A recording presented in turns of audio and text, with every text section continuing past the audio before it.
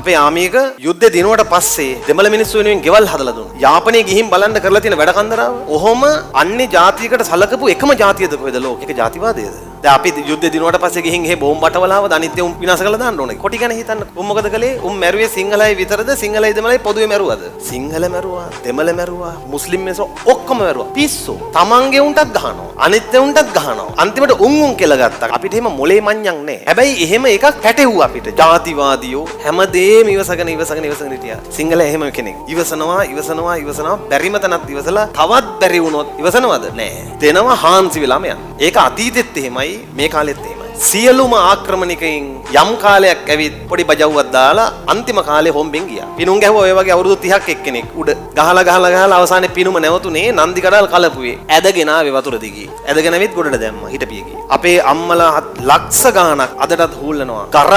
ගරහනවා රටේ ගුණයන්ට ගරහනවා. මේ දැන් හොඳම ගැරහීම ගරහන්නේ රණවිරුවන්ට. අර කොල්ලෝ මරණය පෙනිපෙනි පපුව කෙලින්තියා හිටපු කොල්ලෝ. මම නිකමට මගේ හිතෙන් අහලා තියෙනවා මට පුළුවන්ද කියලා යුද බිමේ ඉස්සරහින් ඉන්න. මට බෑ බොහෝ දුරට ඉස්සරහට නම් කොහොමත් සමහරට දරුවෝ මතක් වෙයි. මට අම්මා මතක් වෙයි. අප්පච්චි මතක් වෙයි. බිරිඳ මතක් වෙයි. සමහරට නංගි මතක් වෙයි. මම හිතෙන් අහලා තියෙනවා මට පුළුවන් ද කියලා ඉස්සරහ. බෑ ළමයි.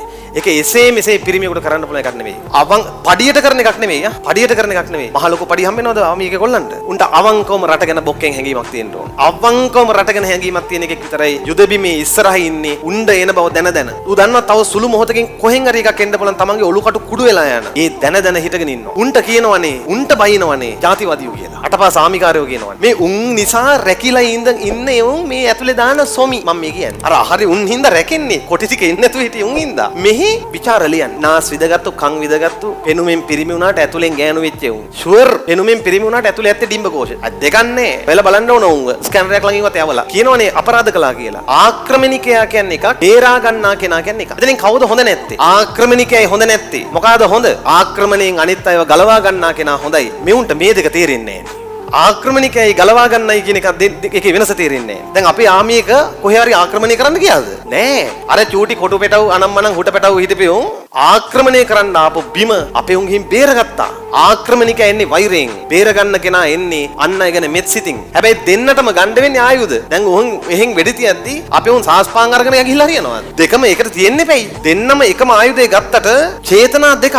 මේක තේරෙන්නේ නැහැ මේ අලුත් පිනුම්කාරයින්ට. නේ මම දැකලා තියෙනවා මෙහෙම අර ආයුධයක් අතේ තියන් ඉන්න කෙල්ලෙක් අපේ මේ හමුදා සෙබලියා. ඒකගේ පින්තූරේ දාලා උඩින් දාලා යුද්ධේහි වීරත්වයක් නොමැති බව ඔබේ දරුවාට කියා දෙන්න. යුද්ධේහි වීරත්වයක් නැති වෙන්න පුළුවන්. හැබැයි ආක්‍රමණිකයාගෙන් අනිත් අය ගලවා ගන්නා අයට අපි කියනවා විරුව. වැඩේ තියෙන්නේ දැන් මහ විරුව කියලා සමලන්නේ මොකද? මහ විරුව සමරුම කියලා සමරන්නේ කාවද? බේරගත් අයවද ආක්‍රමණිකයවද? වයර් මාරු වෙලා තියෙන්නේ. ඒ නිසා අපිට යන්තම් මේ රටට මොලේ පෑදේවා අනාගතේ අපේ විරුව සමරන්න. විරුවා කියන්නේ බේරගත්ත කෙනාට. අනිත් එකාට කියන්නේ මරුවා කියලා. රටට ආදරය කරන එක තමයි කවදා හරි ඒ රටේ මිනිස්සුන්ට ආදරය කරන්නේ. ඔය දරුවෝ කවදා හරි දොස්තරලා වුණාම එන මිනිස්සයාගෙන් හෙන ගහන ගණන් ගන්න නැතිව සාධාරණ ගාණක් අයකලා එක්ක නිකන් හරි බේත් කරන්න පෙළඹෙන්නේ රටට ආදරේ නම් විතරයි. රටට ආදරේ නැති කාලකන්ණි දොස්තරයෝ මම දැකලා තියෙනවා. ඒකුන් තමයි මිනිස්සු ගැන හිතන්නේවත් නැත්තේ. හැබැයි රටට ආදරේ කරන දොස්තර මහත්තයලා මම දැකලා තියෙනවා. ඒ මිනිස්සු රටට ආදරය කරනවා. ඒ රටට ආදරය කරන එකේම අතුරුඵලය තමයි රටේ පය ගහලා ඉන්න අනිත් මිනිස්සුන්ටත් ආදරේ.